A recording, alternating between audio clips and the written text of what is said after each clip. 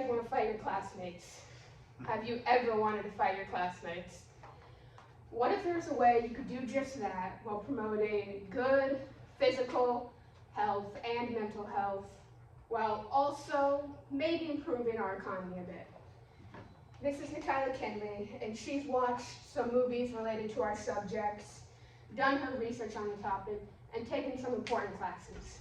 This is Rachel Nelson. She has read books about our presentation is based off of, watched the movies, adaptations, and done her research. Some might say our country is similar to that of a dystopian one. All right, with a bad economy, untrustworthy government, and states that are mentally and physically divided from one another. That all may be true, but how bad is it really?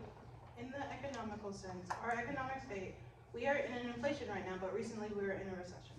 According to an article last updated June 30th, 2022, the United States officially entered a recession in February of 2020 and has been recovering since. This downturn this big of a downturn hasn't happened since 2009. If an event that pulled in a lot of money had been created around this time or before the recession fully hit, it could have halted the negative effects that came with it, such as low income rates, high unemployment, and low industrial production, all of which affected our daily lives. There's also a division in our country, a big one. According to an article published November 13, 2022, Americans were more ideologically divided than any other of the 19 countries public surveyed when asked how much trust they have in scientists and whether scientists make decisions solely based on facts. This survey was about the COVID epidemic and how people trusted in scientists dealing with it. A lot of this goes into a political divide of our country as well. There are stereotypes for each of these parties that people consistently attribute to people who identify with these parties. This causes a lot of conflict and creates divide amongst people. The CDC stated in 2021 that over 1 in 5 youths ages 13 to 18, either currently or at some point in their life, have had a debilitating mental illness. This is a rising problem within our country. Kids with anxiety have a hard time learning and being in social situations. Meanwhile, some with depression have a hard time just getting out of bed on a daily basis. What kind of quality of life is that? With these problems, they may seem overwhelming and impossible to fix, but we believe that there is a solution, and that is start the Hunger Games. So, the Hunger Games is a competition where 2 people from every state, ages 12 to 18, are sent into an arena with minimal weapons, no provisions, and have to fight each other to the death. The last person standing wins. Now, this may seem extreme at first, but if we implement this idea, it can teach kids some very specific skills that relate to a lot of common hobbies, and it could improve their communication, adaptability, and it could improve the physical/mental well-being of the people in our country. And it just might stimulate the flow of money back into our country once people start investing in it. An example of investing in a big event that will stimulate our economy was the Taylor Swift's Eras Tour, boosting the economy in many states that she visited. People visiting from other countries spending money on hotels, food, tickets, and putting more money into our system. According to an article published January 16, 2024, a survey company, Question Pro, estimated that the Eras Tour could generate up to $4.6 billion in consumer spending for the U.S. economy in total. If big enough, the Hunger Games could attract outside attention and have the same effect. While it could connect other countries to us, like the Eras Tour, it could also unify our country as a whole. There's so much love and unity about things that we find entertaining that others also care about, such as football.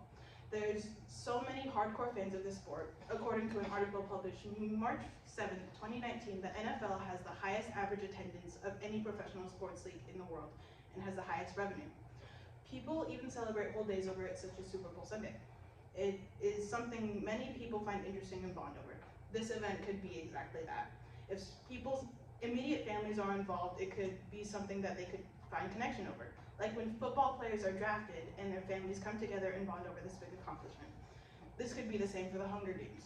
Once picked or volunteered, families will come together to see their kin off or celebrate if they come back. Also within football, players receive debilitating injuries, yet the game is still heavily loved.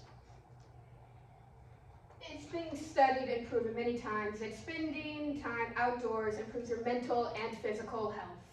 More outdoors time is linked with improved motor development and lower obesity rate, said by healthychildren.org, written in 2022. It's important for children and teenagers to spend time outside and with other people their age. But according to a lot of parents, they find it especially difficult to get teenagers off their phones and outside. The Hunger Games provides an engaging activity that is appealing to a lot of teenagers. It provides great exercise, and you have to learn a lot of skills to be able to win it. It has been proven that children who spend more time in nature become better engaged in learning new things and have an easier time developing existing knowledge. It's also said in the first Hunger Games book, published 2008, that despite being against the rules, some people will train ahead of time before they're even picked. Now, a lot of this training tends to relate to weapons training, hobbies like fishing, and how to survive and live in different types of environments. A lot of this is just regular hobbies people do today. A lot of it is even just exercise, which has proven to boost your physical and mental well-being. And it's been said that it's been proven that having hobbies, specifically outdoor hobbies, have a positive effect on mental health, according to an article published 2021 from Utah State University. Not only do hobbies greatly improve people's mental health, group hobbies have shown to improve social connection and how people operate in social situations.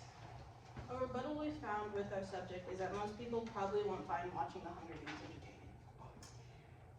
Attached to this chart showing the box office grossing numbers of the Hunger Games movies, Wikipedia also states that the Hunger Games film series is the third highest grossing film series in its genre, only right behind Harry Potter and the Twilight Saga.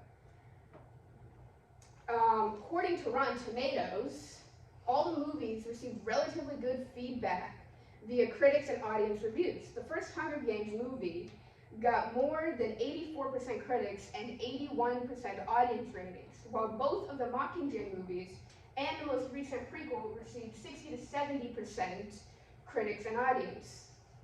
However, the second movie reached the highest ratings from all of them, with both critics and audience, with 90% and 89% on Rotten Tomatoes. The Hunger Games can provide many benefits to our country and us as individuals. These benefits can be seen in a future where we take this idea into action. With this plan enacted, the benefits in our economy will be prominently shown. It will stimulate money flow in the economy, which will have the effects of more job opportunities, better wages, and high industrial production. Also, it will be another option for people to bond with each other. They will get together when the Hunger Games takes place and connect over it, talk, share opinions, even place bets. It will increase the amount of time people spend outdoors, learning new hobbies, exercising, and overall preparing for the Hunger Games. The country will have less kids on their phones and have them more physically active. If you can visualize this better future, then you can help us work towards it. What we can do to put this plan in action as a group is to email or talk with our local senators, Patty Murray and Mariah Cantwell. Patty can be met in person with the link below that leads to an application you must fill out before you meet her. There is also a link to Mariah Cantwell's contact page, where there are multiple ways to get in touch with her. Seems like a big change in society now, but in the long run, it will continuously provide the benefits previously stated and will anticipate events, and will be an anticipated event people will put on their calendar. You can also just spread the word about the Hunger Games. See how many people would actually sign up and support this idea. In conclusion, we think that enacting the Hunger Games has the potential to bring unity to our country, improve our economic state, and improve the physical/mental well-being of children and teenagers throughout our country. There's a disclaimer: we are not liable or responsible if you commit any actions based off this presentation or our speech. And that is it. Questions? How would this get paid for? Most likely taxes, which at first people wouldn't like, 'cause that'd be a very high tax rate, but eventually it'll pay out. Where is it gonna be held at? So we have a couple islands actually that the United States owns, but isn't residential living areas. So there's that. You guys volunteer yourselves as tribute? Yes, we will tribute ourselves to the Hunger Games. Yes, I don't normally ask questions. How much fun did you have creating this? a lot. I'm glad to hear that. Yep. This has been a really fun speech. Thank you. Yeah.